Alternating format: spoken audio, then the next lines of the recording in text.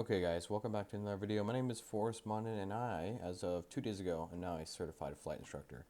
And one of the things that was asked on my Checkride was, what is a stall? And the reason why he asked me that question is because he had me teach a maneuver, and I said, power off stall. I want to teach power off stall, it sounds fun. And then I went and taught it, and he's like, great, you went through all the power settings and airspeeds and how to do it, but like, what is a stall? And I was like, oh wow, okay, yeah, I probably should have started there. Okay, so we're going to do that in this video today, all right, of what is a stall. And I'm going to show you a little demonstration. So first you have the airfoil. I can never draw airfoils. Okay, this is the, let's just say that this is the airfoil. Kind of looks like that. Maybe a little more round right there, but it's okay. And as we move through the air, okay, we encounter something called relative wind. And relative wind just means at the point to which the wind that we're traveling through, the air that we're traveling through,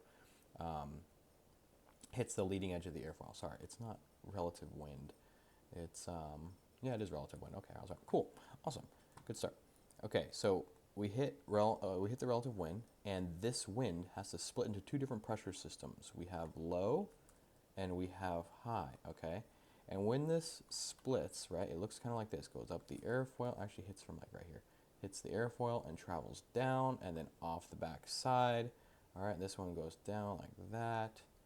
Okay, and you've probably seen these pictures before, but what is actually happening here, okay?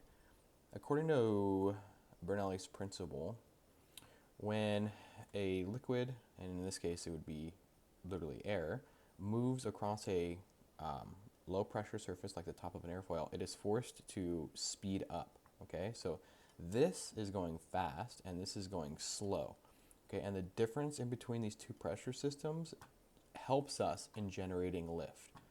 Okay, it just assists us in generating lift. It almost pulls the aircraft up into the air.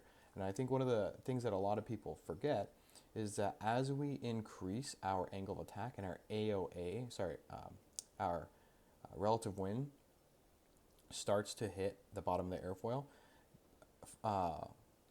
Newton's third law says for every action there's an equal and opposite reaction. So as the wind moves here and hits the bottom of the airfoil, right, and it's generating that downward force, it's reflecting off the bottom of the airfoil, it's also creating an upward force, which also assists in the generation of lift.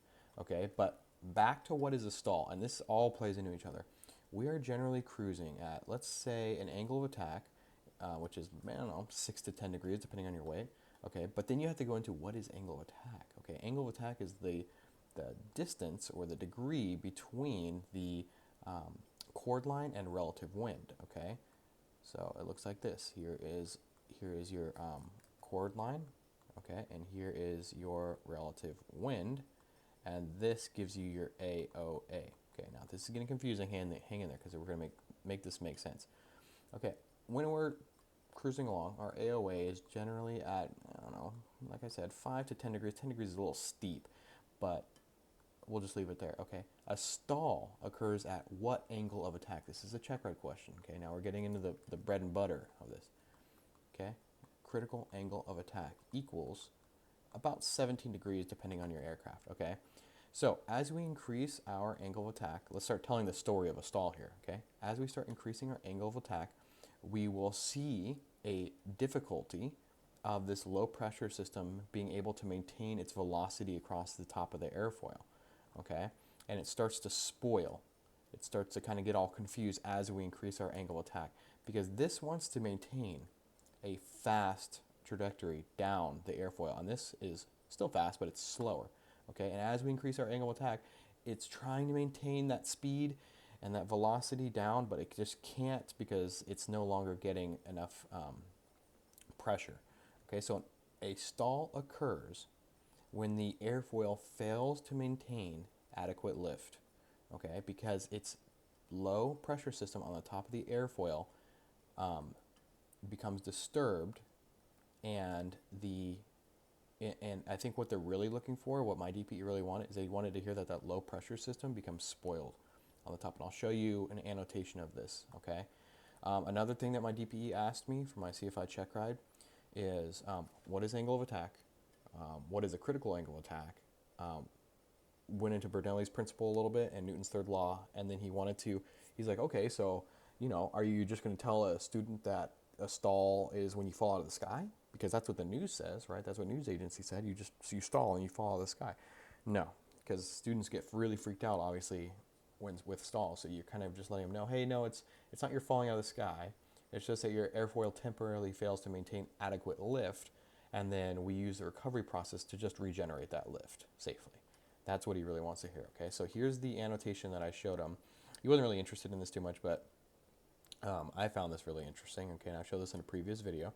But okay, so here's the relative wind. Okay, and let's just go to like 5 degrees. Okay, let's just say we're just absolutely cruising through there. A couple of things I want you guys to keep your eyes on, and don't worry, this video is almost over, is that this right here is the low pressure system, okay, the blue.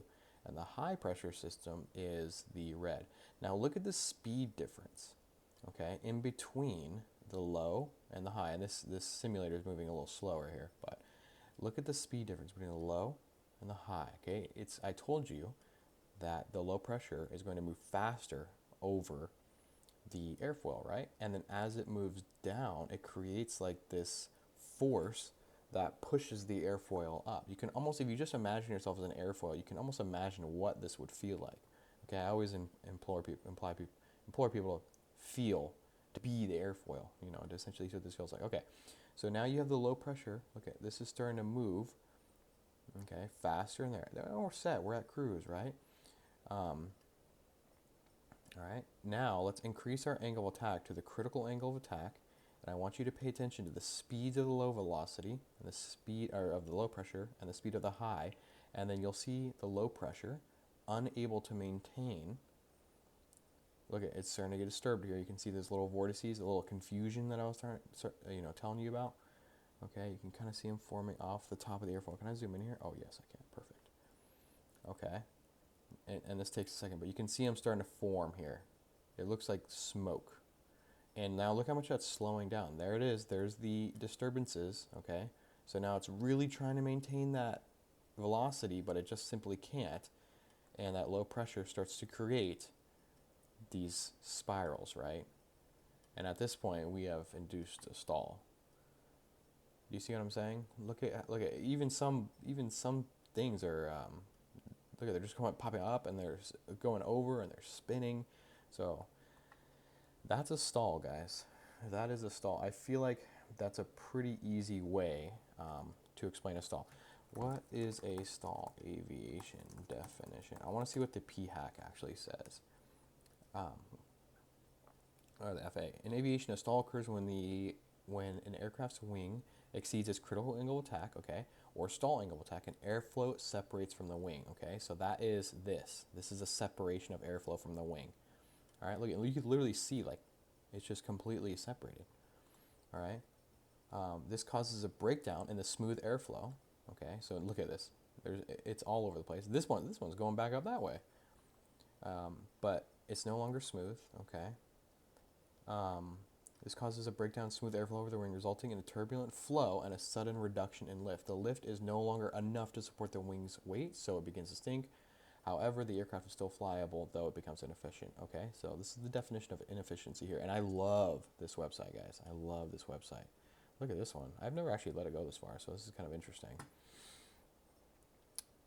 Okay, guys. That is what is a stall, and that's kind of like the scenario that I got on my Checkride.